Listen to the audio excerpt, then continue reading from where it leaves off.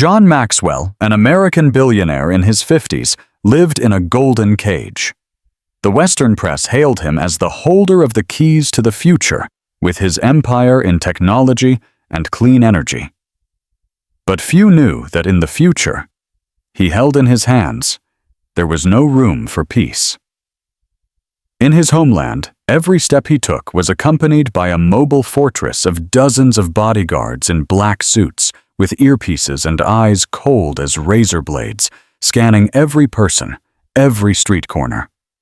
His life was an endless series of vigilance. Even in his sleep, he dared not fully relax. However, just one incidental business trip to Canada, a country he viewed through the prism of indifference, cold, vast, and dull, changed everything. From a bowl of poutine in a small diner on the outskirts, an untouched wallet that was returned to him, to the sincere smile of a student, the billionaire's heart began to beat in a rhythm that, as he thought, had long been forgotten. In the end, he himself was forced to exclaim, "Canada is the safest and happiest country in the world." This story will take us along with him on the path from constant anxiety to the peace he found on this land. The private jet landed at Pearson International Airport on a sunny morning. John Maxwell sat upright, looking out the porthole, stereotypes about a vast and chaotic wilderness still living in his head. But as soon as he walked down the ramp, the very first scene made him freeze. The airport was spacious, the flow of people dense but orderly, everyone standing neatly in lines for control. No pushing or shoving. The border service officers in uniform with serious but polite faces. A luxury car with a delegation drove out of the airport and rolled along the wide highway. On both sides of the road, residential complexes and industrial buildings alternated with green parks stretching to the very horizon. He involuntarily wondered if he was mistaken. When the car entered the city center, an endless stream of cars appeared before him, bustling but obeying some strange rhythm. Suddenly, right before their eyes, a minor traffic accident occurred. Two cars collided slightly. John's heart tightened, instinct telling him that a quarrel or even a fight would start now, as happens in his homeland. One of the bodyguards had already opened the door, ready to intervene. But what happened next stunned the entire delegation. Two men got out of the cars, brushing themselves off. They looked at each other and smiled. One patted the other on the shoulder, saying a few short phrases, clearly apologizing. Passers-by stopped to help. One young man helped inspect the bumper. An elderly woman picked up a bag that had fallen from a seat. Not a single shout, not a single curse word. A few minutes later, they shook hands and dissolved back into the stream of cars. John sat motionless, an indescribable feeling rising in his soul. He muttered, "In my homeland, the matter would surely have reached the police and lawyers. But here, a simple handshake." The car stopped at a luxurious 5-star hotel. When he got out, the bodyguards immediately spread out, creating a protective ring.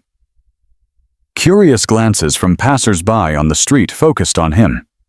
For the first time, John felt that their presence did not bring safety, but created a sense of alienation and isolation.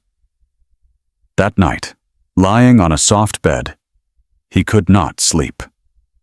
The image of the handshake after the accident and the benevolent glances on the street did not leave his head.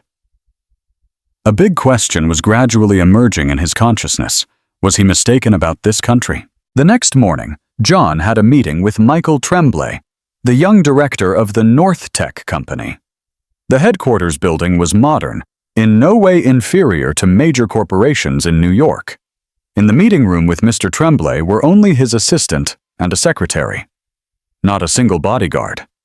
John asked in surprise, "Mr. Tremblay, do you not need security here?" Mr. Tremblay smiled calmly. "In Canada, we believe in the safety provided by the community. People are friendly, and we rarely require bodyguards, perhaps only for pop stars trying to hide from fans." This answer silenced John. The meeting went professionally. The projects in the field of artificial intelligence and clean energy presented by NorthTech amazed him with their vision for a Canadian company. However, his internal wariness had not yet completely disappeared. In the evening, when he was waiting for the elevator, a little girl, tugging at her mother's skirt, naively asked, "Mommy, why are there so many people walking with this uncle everywhere? Is he a famous singer?"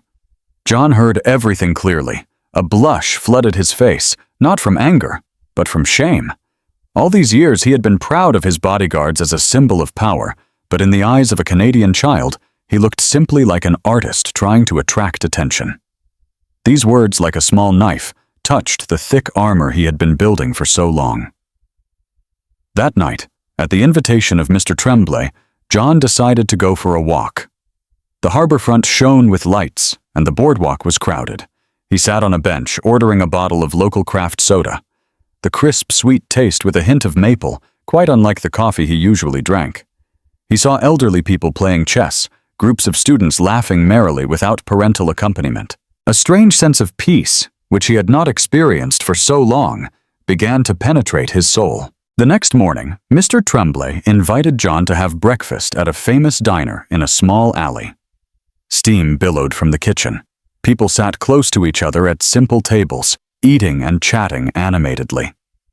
For the first time in his life, the billionaire entered such a simple establishment.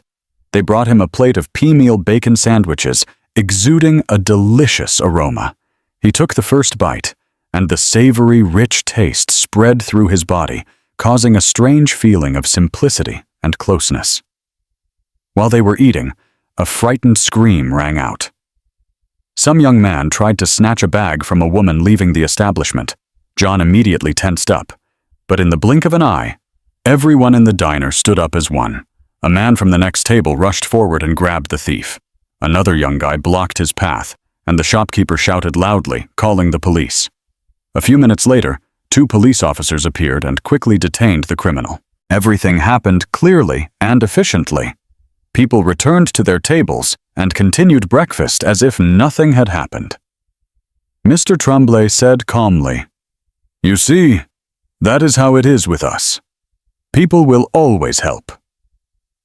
John froze. The last remnants of his prejudices collapsed completely. That day, on the way to the hotel, he decided to try walking alone, without bodyguards. He wanted to dissolve into the crowd, to feel this calmness himself. But after just a couple of turns, he realized he was lost. Standing at a busy intersection, he looked around in confusion. At that moment, a young man on an old bicycle stopped nearby. "Do you need help?" he asked in English. He introduced himself as Liam, a student. Learning that John was lost, Liam gestured for him to sit on the back rack. The old bicycle rolled through the streets of Old Toronto. The wind ruffled his hair, bringing with it the scent of blooming maples and fresh pastries. This sensation returned John to a serene childhood. When they drove up to the hotel, John took out his wallet to thank him, but Liam waved his hands and said with a wide smile, "No need. Welcome to Canada." John froze with his open wallet in his hand. Selfless help, pure kindness warmed his hardened heart. That night, for the first time in many years, John Maxwell slept a deep sleep, without nightmares and without bodyguards outside the door. The next day, while buying souvenirs, John accidentally left his wallet on the counter in a coffee shop. He discovered the loss only after returning to the hotel. His face turned pale. His heart beat wildly. The worst thoughts climbed into his head. "That's it," he muttered. "The truth has finally been revealed. Canada is just like everyone else." The fragile trust that had just been born in him seemed to be extinguished. However, just over an hour later, the hotel receptionist informed him that someone from the local police station had come to see him. On the table lay his familiar wallet. A young police officer smiled. "The coffee shop reported that you forgot this. Please check if everything is in place." John opened the wallet with trembling hands. Cash, credit cards, documents, everything was in place, down to the last cent. He looked up at the officer, his gaze glistening, and whispered, "My God, I was so wrong." The feeling of amazement, emotion, and relief was so strong that he wanted to cry. He gripped the wallet tightly, realizing that true safety lies not in bodyguards in black suits, but in the honesty and kindness of ordinary people. At that same moment, he called his security and calmly said, "From today, only a couple of people will walk with me. The rest can rest." That evening, people saw the American billionaire sitting in an outdoor cafe in the park, next to elderly people enthusiastically playing chess. He drank iced tea and felt a peace hitherto unseen. At the final meeting, instead of simply signing a small contract, John Maxwell made a decision that caused shock. "I do not want to stop at this. I want to build a research center for artificial intelligence and clean energy in Canada. I came here looking for business opportunities, but I found something much more valuable. A place where people live in safety and happiness. I want to be part of this."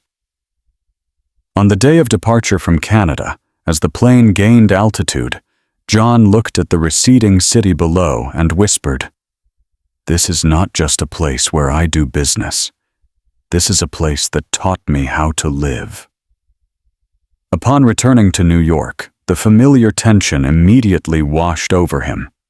Police sirens, news of robberies, and the team of bodyguards surrounded him again. At dinner, he told his wife and children about his trip, about the people and stories that had completely changed his worldview. One afternoon, he took the hand of his wife, Elizabeth, and said, "I have lived my whole life in anxiety, but in Canada, I truly lived. I want us to live there in our old age." John Maxwell lived almost half his life in constant vigilance, believing that money and high walls would ensure safety. But it was in Canada, in a place from which he expected nothing, that he found true peace. He understood that the greatest wealth lies not in a bank account, but in a society that knows how to love, where every person feels safe and valued. And perhaps, anyone who hears this story will agree that Canada is not just a country, but a home where humanity and tranquility live.